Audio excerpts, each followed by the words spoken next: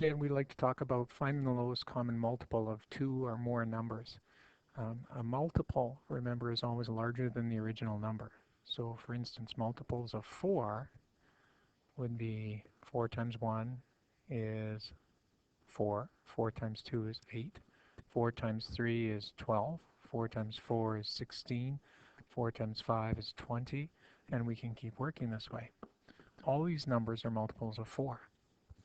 Multiples of 5 would be 5, 10, 15, 20, 25, 30, 35, and so on. The lowest common multiple is the smallest number that is shared by both. So if we look at these two lists, the smallest number that is shared by both would be 20. Now this method of finding the lowest common multiple, although it can be used all the time, can be inefficient in terms of you have to list all the numbers. But that's what a multiple is. So if we look at some other situations, we see that often we can find the lowest common multiple just by looking at the two numbers. And there's two different cases here to consider. In the first case, if both numbers are prime, then what happens is the lowest common multiple is the product of the two of them. So if we look at the number 5 and 7, both numbers are prime. So it turns out the lowest common multiple will be equal to 5 times 7, which would be 35. The second case is when the numbers aren't necessarily prime. So if we look at the second example, neither 8 nor 9 are prime, since 8 is 2 times 4 and 9 is 3 times 3. They're not prime numbers. But if we think about the factors of 8, remember 8, 2 goes into 8 4 times, but 2 goes into 4 twice, and of course 2 goes into 2 once. So if we look, the factors of 8 are 2, 2, and 2. For 9, 3 goes into 9 3 times, and of course 3 goes into 3 once. So we see that the factors of 9 are 3 times 3. So neither of the two numbers have any factors in common. So in this case, the lowest common multiple once again will be the product of these two. So it'll be 8 times 9, which is 72. Now, another case is when one of the numbers is a factor of the other. So if we look at these two numbers, 4 and 12, we know that 4 is actually a factor of 12, since 4 times 3 is equal to 12. And if this is the case, then the lowest common multiple is actually the largest number. So therefore, in this case, the lowest common multiple will equal 12. Now, when all else fails here, when it's not where one number is a factor of the other or both numbers are prime, and we don't necessarily want to list the numbers, when we get rather large numbers like this case where we have 45 and 18, starting to multiply 45 in our head is rather difficult. So we have to come up with another way of doing this.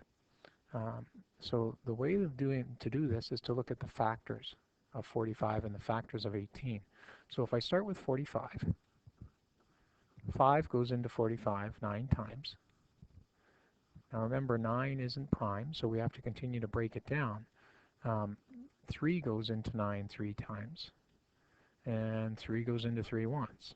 So the factors of 45 are 3 times 3 times 5, or we write it as 3 squared times 5. Now we do exactly the same thing with 18. 2 goes into 18 9 times, and once again 3 goes into 9 3 times, and 3 goes into 3 once. So the factors of 18 are 2 times 3 times 3, or 2 times 3 squared. Now to find the lowest common multiple, we list all the factors that are used. So if we look, 45 has a 3 and a 5 as factors. 18 is a 2 and a 3 as factors. So we need 2's, we need 3's, and we need 5's.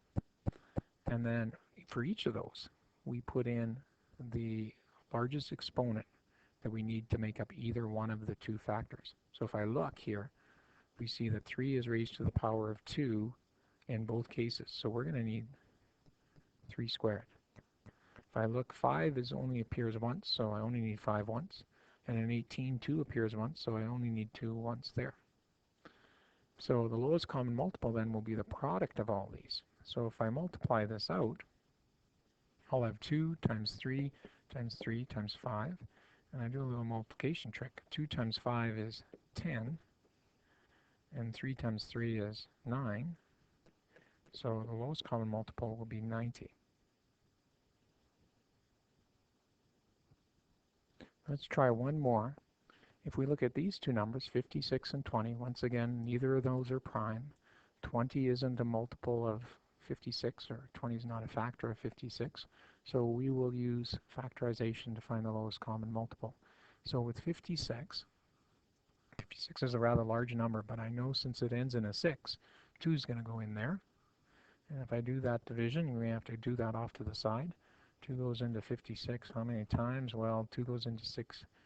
Well, 2 goes into 5 twice, leaving me a 4 there with 1 left over, and 2 goes into 16 8 times with nothing left over. So that'll leave me 28. And once again, 2 goes into 28, leaving me with 14, which 2 goes in again, which leaves me with 7, which is prime. So my factors are 2 times 2 times 2 times 7, or 2 cubed times 7. If I look at 20, once again it ends in a 0, so 2 goes in there 10 times. And once again it ends in a 0, so 2 goes in there 5 times. And 5 is prime, so it's 5 times 1. So the factors of 20 are 2 times 2 times 5, or 2 squared times 5. So now I'm ready to find my lowest common multiple. And if I look, both contain a 2. 57 contains a 7 as a factor, and 20 contains a 5. And now I need the largest power that is contained in either the first number or the second, or if there were 3, the third number. So if I look at the first one, 56, it's 2 to the third power. This is 2 squared, so I take the larger of those two, 2 cubed. 7 just appears once, so I just keep it 7 to the first, and 5 appears once, so it's 5 to the first. So multiplying that out, again I have 2 times 2 times 2 times 7 times 5, so I'm going to do this little trick again. 2 times 2 is 4, times 2 times 5 is 10, times 7. So again I'm going to do 4 times 7 is 28 times 10, which is 280. So that's how I'm going to find my lowest common multiple using factorization.